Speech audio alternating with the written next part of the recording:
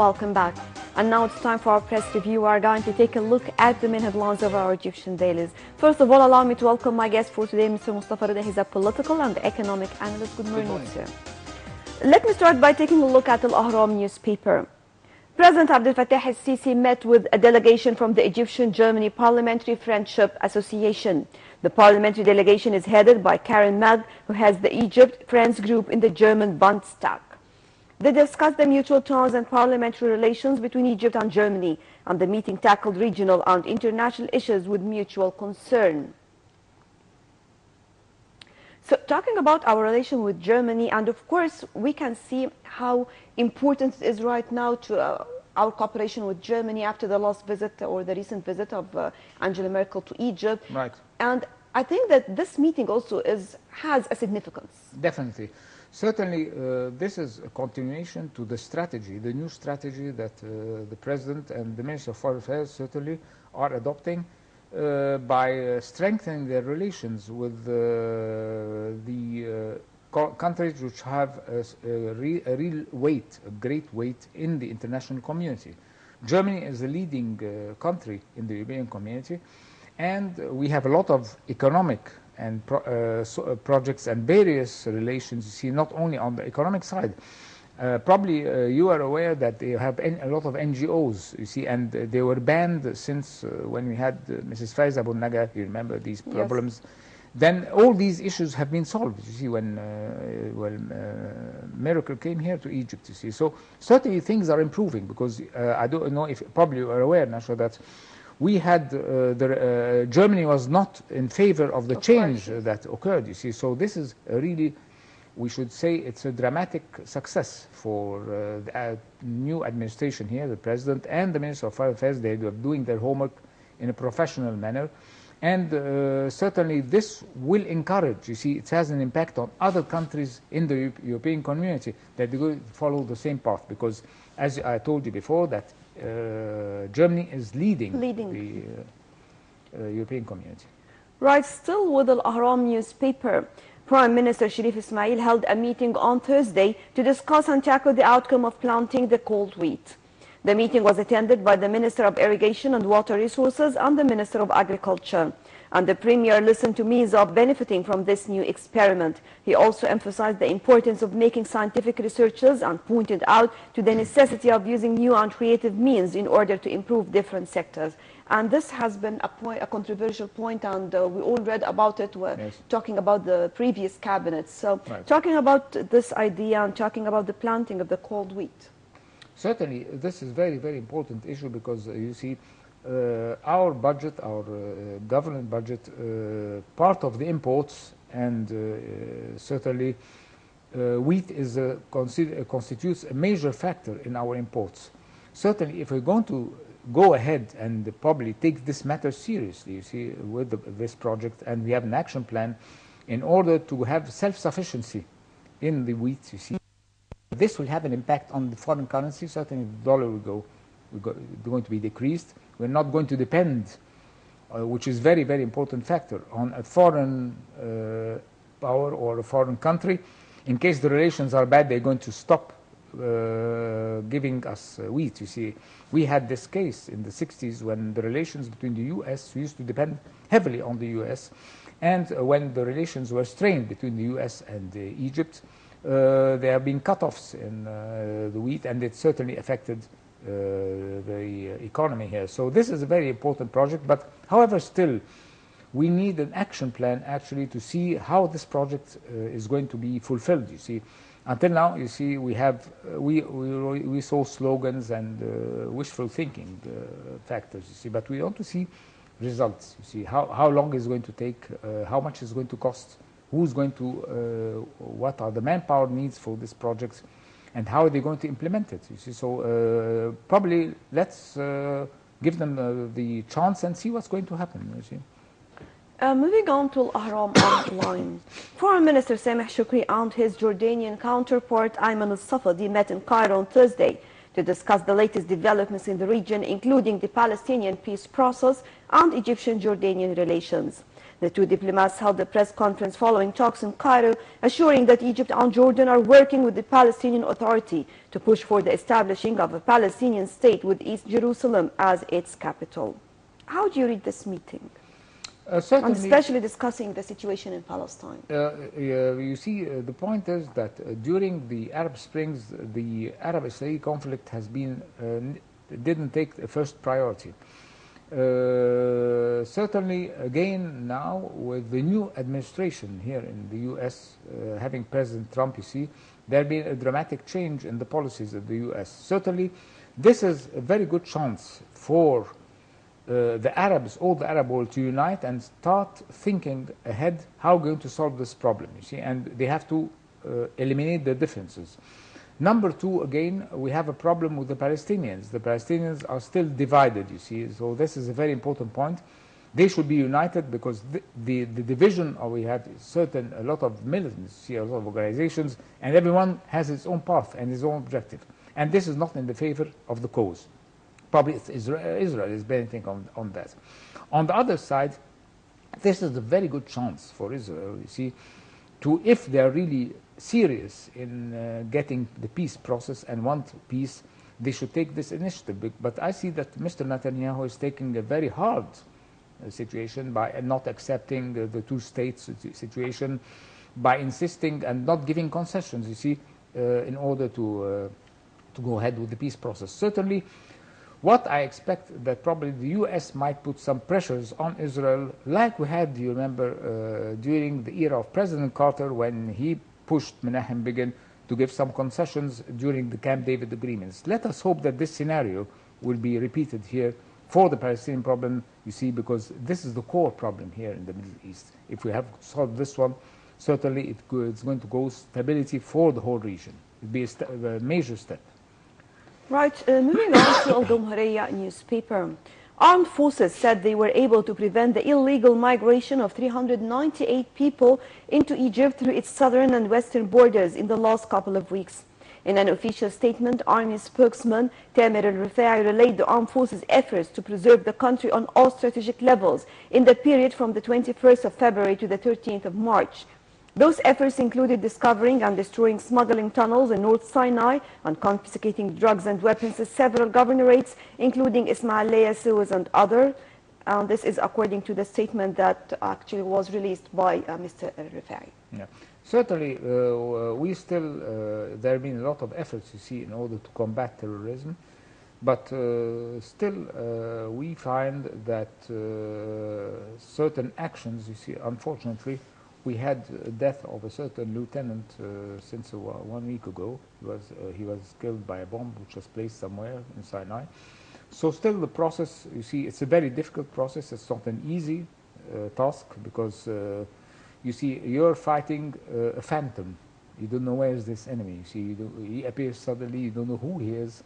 So it's really very, very difficult, and it's going to take some time again. And this gives a stress again to the international community that they have to take a positive action in order to combat terrorism. I'd like to mention that, I don't know, probably you are aware that there have been attacks in France yesterday at the IMF building in Paris, and then another guy shooted in a school, shooted some students in the south of France. So still all these issues, you see, the terrorism, still it's a threat, not only to Egypt. And as I mentioned just now, we had an accident in France yesterday, 2 incidents which were very, very serious. So again, the community has to reunite, the international community, in order to fight terrorism and not giving finance to these organizations. Right, from Egypt Independent. The National Council for Human Rights and the Interior Ministry on Thursday signed a joint protocol of cooperation for organizing training sessions for policemen on human rights. Members of the Council and representatives of the ministry sectors were in attendance at the Council headquarters in Giza. According to the protocol, there will be training sessions for groups of policemen at police stations on aspects of human rights issues relevant to the security field. This comes within cooperation efforts between the Human Rights Council and the ministry to support the role of the Council in promoting human rights values within Egyptian society. Certainly, you see, this card, the human factor, you see, has been a card used by the West when they want to try to tell us that we are not following their instructions, you see. So actually, this is a very good step in order to eliminate all the rumors and the misinformation that is spread out in the outside world that Egypt is not following the human rights. So let's hope these efforts are going to be magnified. But again, there's a very big role on the media, not on the all communication devices, not on television only, on the papers, the newspapers, the delegations. They have to get delegations from abroad to come and visit and see the prisons, for example, the police stations, all these places where there are claims that Egypt does not abide Actually, to human rights. violations are everywhere, not only in Egypt. I was about to tell you. In every place, in every sector, it might happen. Yes. But maybe usually we focus on the negative aspects. That's true. And it's a card probably used by certain foreign powers in order to put pressure on Egypt to follow a certain path. You see, if you don't follow the path of this superpower, they start playing with this card. You're not following the human rights and all this, you see. So certainly, as you just mentioned now, our role is to magnify that we are doing our homework properly. And this is going to give us a positive impact. Right, back to Al-Ahram Online. Hurghada Governorate will host its first ever edition of the Soma Bay Egyptian Solar Challenge, where a number of domestic as well as international teams will race solar cars. The competition will take place from the 17th till the 21st of March. And the cars will race in the Red Sea coast's picturesque Soma Bay and will later parade in finishing order in front of the Giza Pyramids, the Sphinx, and the Khufu solar boat. Teams from 9 countries are set to participate in the competition: Egypt, Japan, Netherlands, Germany, France, India, Morocco, Turkey, and the United Arab Emirates. Such events are also important as an incentive to promote tourism as well. And giving a message to the outside world that Egypt is safe. Again, you see, it's not because a lot of rumors are said by certain organizations abroad that to tourists. I don't think the idea of just we're talking about Egypt is safe. How come we can talk about this and we can see all these people visiting Egypt, all the celebrities visiting Egypt, right, leaders of countries being here in Egypt, and nothing. This gives a message, you see. Yes, again, yes. From Daily News Egypt. Greece intends to increase its commercial cooperation with Egypt. Known for its fabulous cuisine, Greece started with food products, aiming at increasing investments between both countries in this sector. And around 15 Greek food companies exhibited their products in the Greek Rowing Club located in Giza, which included olives, olive oil, honey, cheese, packed products, and other goods. Certainly, this is again another aspect of cooperation between the outside world and Egypt, you know.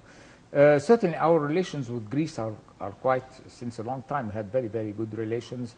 So again, I expect, but Greece has a lot of problems, financial problems, certainly, as you're aware. So probably we expect, if we have mutual cooperation between the two countries, in not only in this aspect, in other aspects, in the economic side, on the social, on the tourism, you see, because a lot of Egyptian tourists spend their vacations in Greece. Greece is a beautiful country. So probably all this start for the momentum to boost the relations with this country, which we have had good relations. And we, I don't know, probably you're aware that we had a very big Greek community before the 1952 living here in Egypt. And they immigrated to, and they still like Egypt very much. So they come a lot here, you see, and sort of. Right, and finally, from El Yom Al-Saba newspaper, Egypt's stock indices collectively rose during Thursday trading, pushed by the purchasing operations of Egyptian and Arab investors, as well as local institutions, while foreign investors tended to buying. The stock market gained about £10.8 billion at the closing session. The main EGX 30 index went up by 1.8%, and the balanced weight EGX 50 added 1.2%. The EGX 20 jumped 1.7%, while the small and medium-sized businesses of EGX 70 rose by 1.9%. Your final comment? This certainly is normal because, you know, probably within the last 2 weeks, the stock market was down.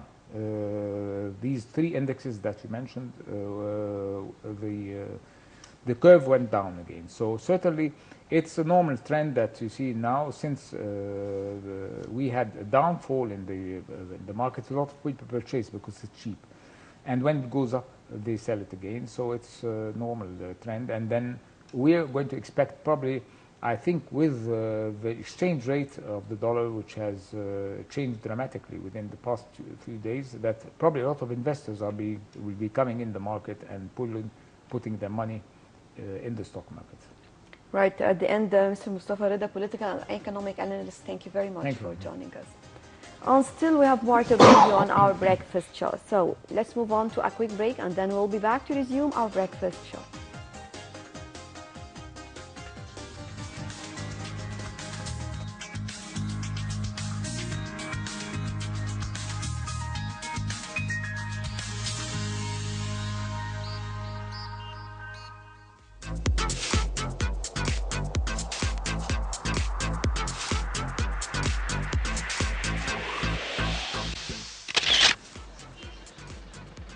Pottery artisans in the West Bank city of Hebron are reinventing their business, taking on new products and designs to help boost sales.